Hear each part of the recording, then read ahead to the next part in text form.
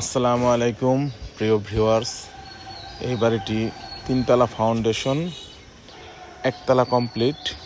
বাড়ির মোটামুটি আস্তর গাঁথনি এবং সিভিল কাজগুলা প্রায় শেষ। এখানে টাইলসের কাজ বাকি আছে এবং কিছু স্যানিটারি কাজ বাকি আছে।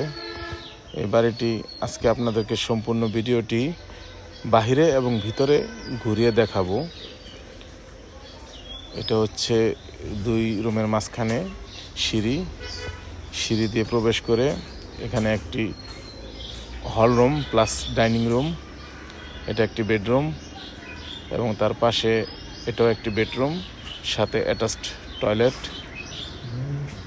এখানে একটি ক্যাবিনেটের জায়গা আছে এবং এটা একটি মাস্টার বেডরুম, টয়লেট সাথে বারান্দা।